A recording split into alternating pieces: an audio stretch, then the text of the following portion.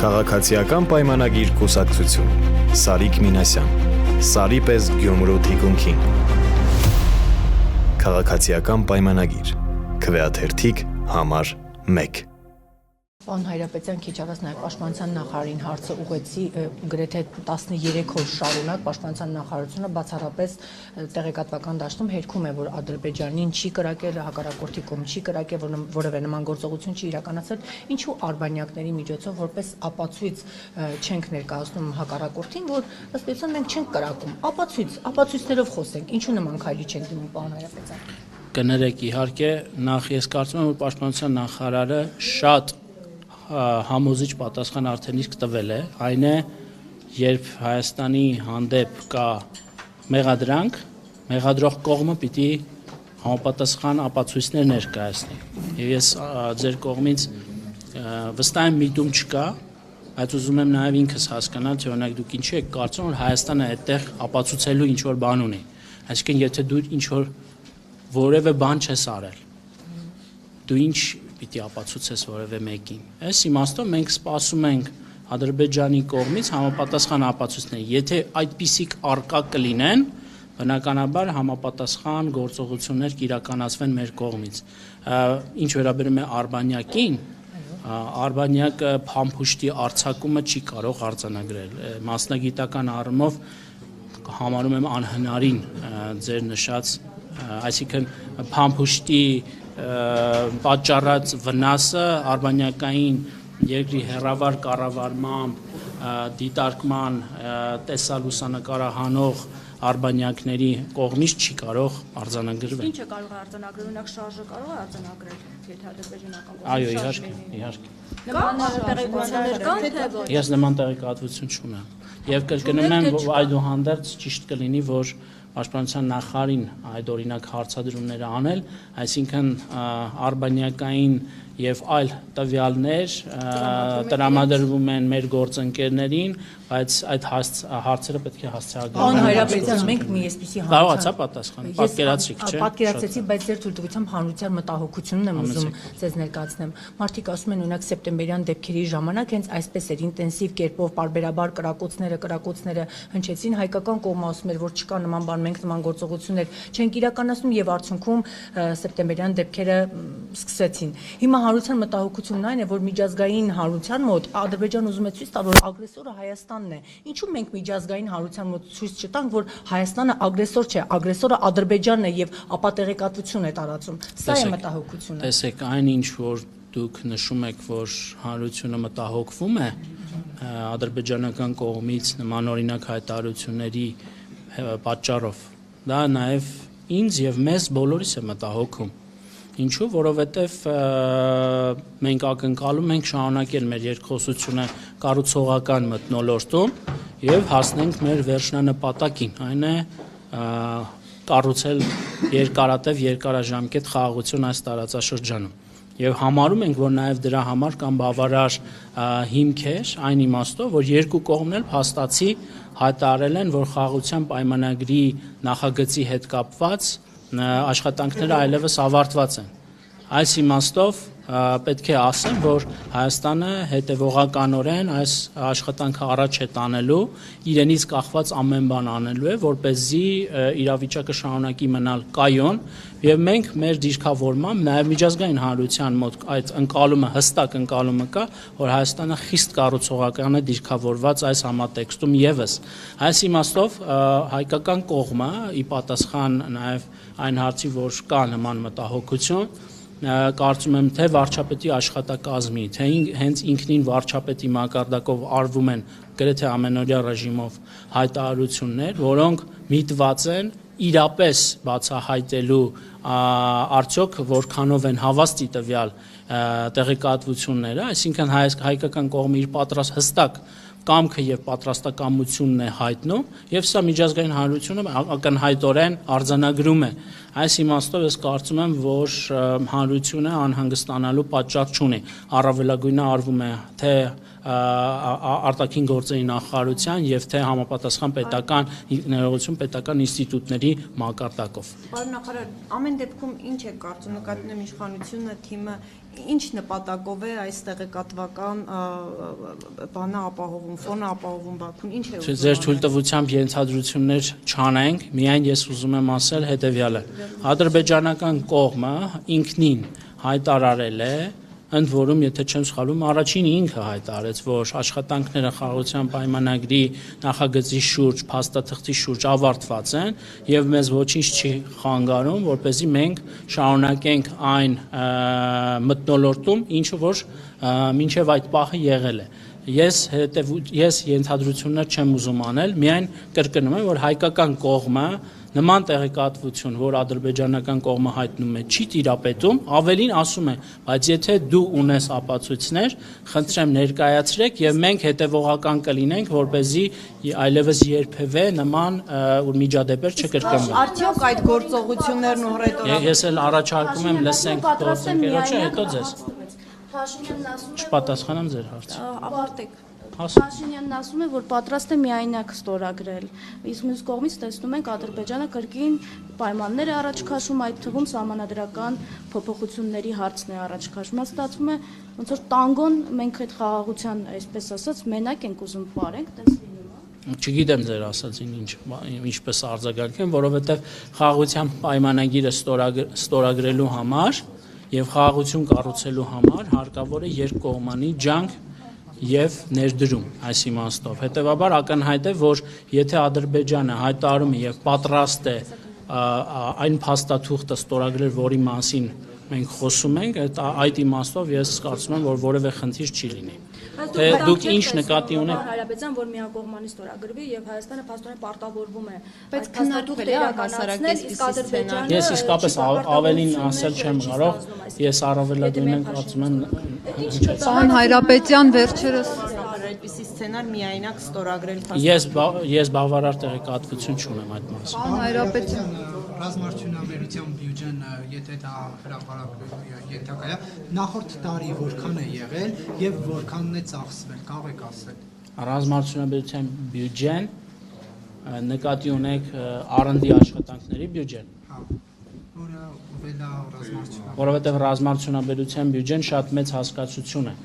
Ռազմարդյունաբերության մեջ միայն բարձր տեխնոլոգիական արդյունաբերության նախարարությունը չէ, որ ծախս է կատարում, այդտեղ առյուծի բաժինը պաշտպանության նախարարության կողմից ոլորտին արվող պետական պատվերներն են, որոնք գիտեք, որ երամյա պայմանագրերով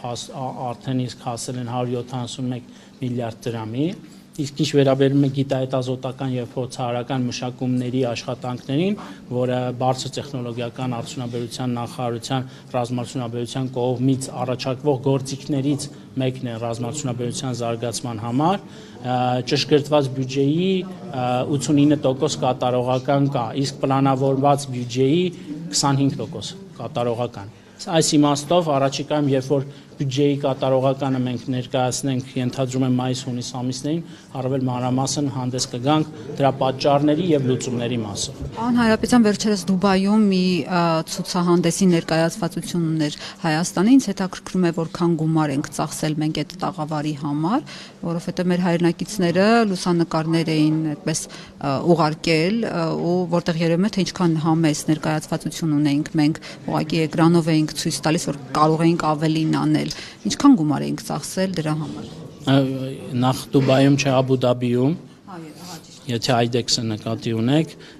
ես պիտի խնդրեմ հավելյալ ճշգրտեմ թիվը, հետո կտեղեկացնենք ձեզ, ուղղակի ես պային չեմ տիրապետում թվերին, բայց խոսքը տաղավարի համեստության մասին էր, թե տաղավարում ներկայացված մասնավոր ընկերությունների պրոդուկտների համեստ լինելու մասին էր։ Ըստ էության, երբ որ համեմատության համար նայում էինք Ադրբեջան, Թուրքիա, ինչ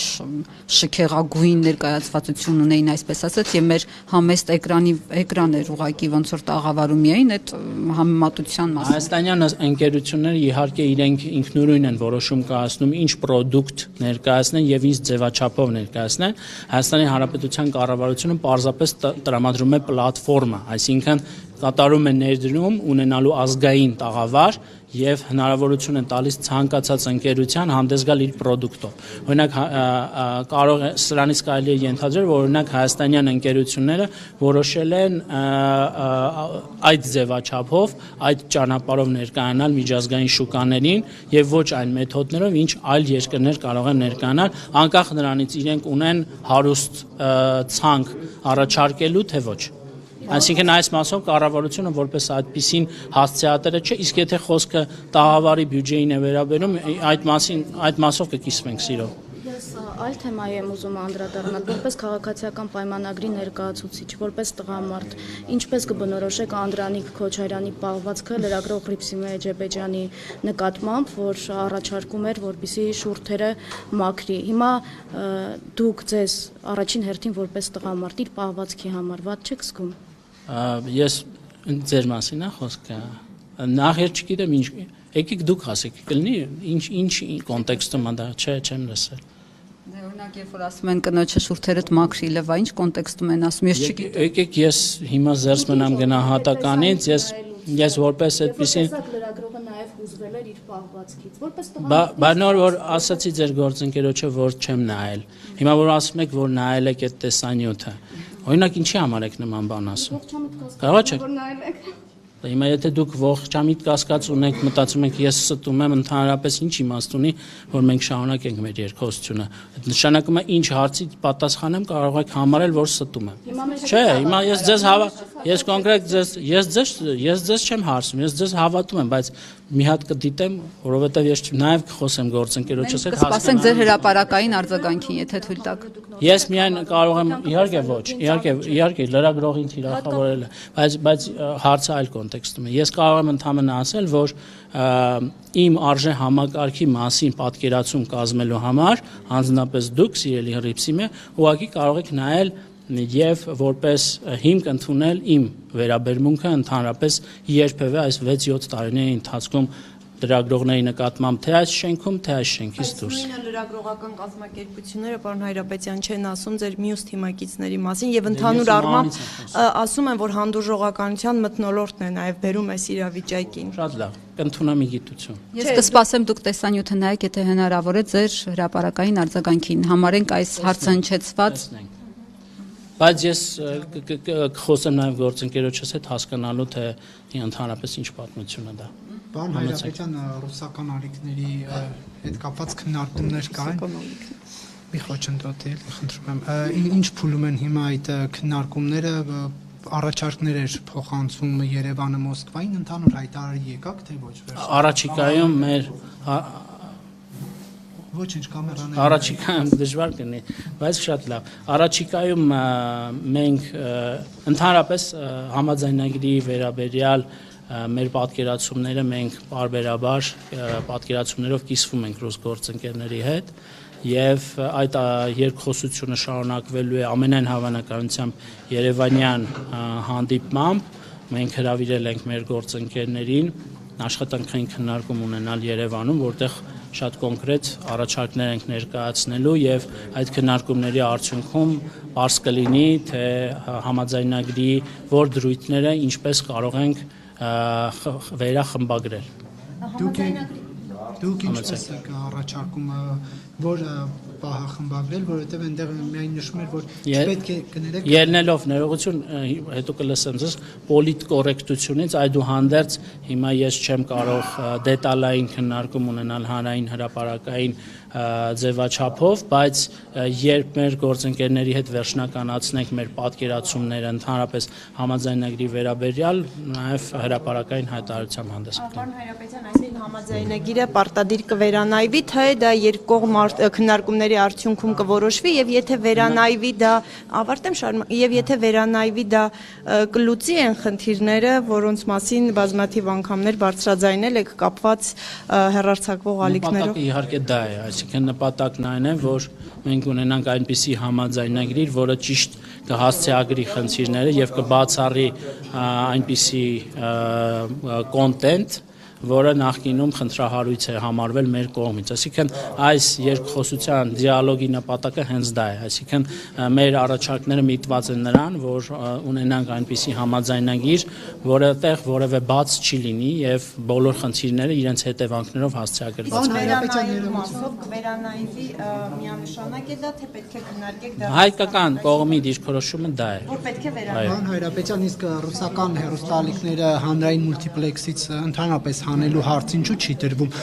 Ինչու է հայկական մուլտիպլեքսով ռուսական հեռուստաալիքները։ Որովհետև 2020 թվականի վերջին Հայաստանը 7 տարով տվել է լիցենզիա եւ գոյություն ունի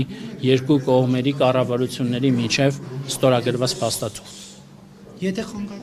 բանը Հայրապետյան գնենք, բայց այդ նույն բանով նաև պետք է ճիշտ է, մեր համեկը մի բան չի, բայց նաև պետք է դրա շրջանակներում Ռուսաստանում հեռարձակվել Հայաստանի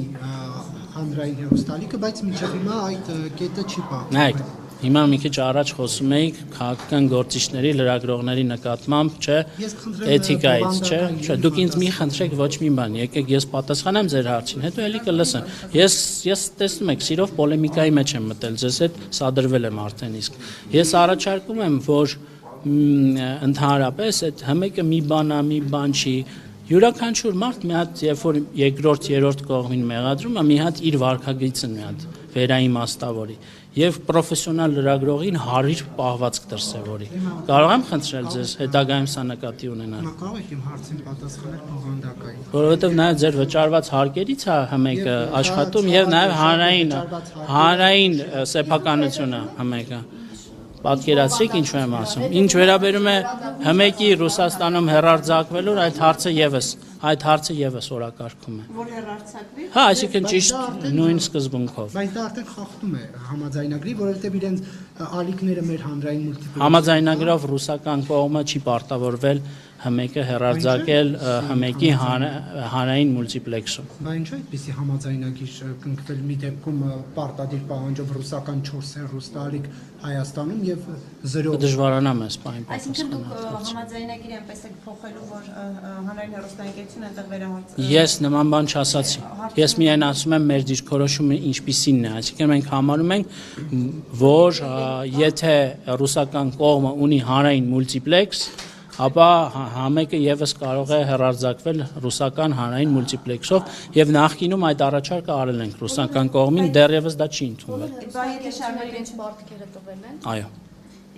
Եթե չընդունեն, Վաղուց։ որ է այստեղ էլ որոշումը վերանայվի։ Այսինքն եթե Որ որոշում։ Դա ես հիմա չեմ կարող ասել։ Իսկ հնարավոր է Ախված 7 կլինի տարի բանակցությունը։ հեռանալուց հետո ընդհանրապես որոշվի, որ պետք չի հանրային մուլտիպլեքսում ռուսական քարոզչամիջոցներ լինեն։ Ոչ թե ռուսական, այլ որևէ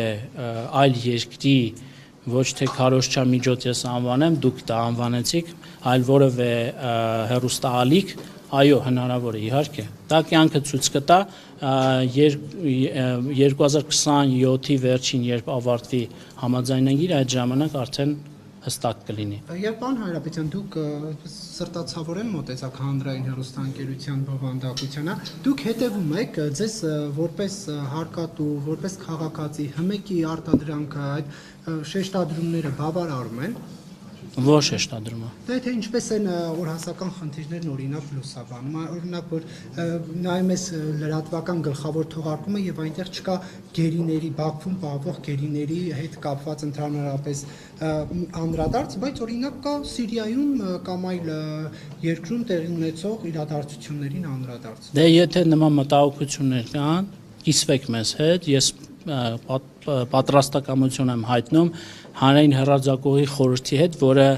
ըստ էության հիմնական մանդատը կրողն է, պատասխանատվությունը կրողն է, այս իմաստով խորհրդի նախագահի եւ ընդհանրապես խորհրդի անդամների հետ քննարկել այս հարցը։ Իսկ եթե կան նաև եւ հանրային շրջանակներում եւ լրագրողական շրջանակներում մտահոգություններ, ես պարոն Շիրինյանի եւ մյուս խորհրդի անդամների հետ պատրաստ եմ այդ հարցը քննարկման առարկա դարձնել։ Նայում եք դուք։ Ինչպես։ Դուք որպես քաղաք։ Երանի այդ ժամանակը ունենայի։ Վերջ։ Հակոբ Ասլանյանի հետ ձեր հարաբերությունները ի վերջո կարգավորվեցին, թե շարունակում են Ես ասելիք չունեմ այդ առումով։ Քաղաքացիական պայմանագիր կուսակցություն Սարիկ Մինասյան Սարի պես Գյումրու թիկունքին Քաղաքացիական պայմանագիր Քվեաթերթիկ համար 1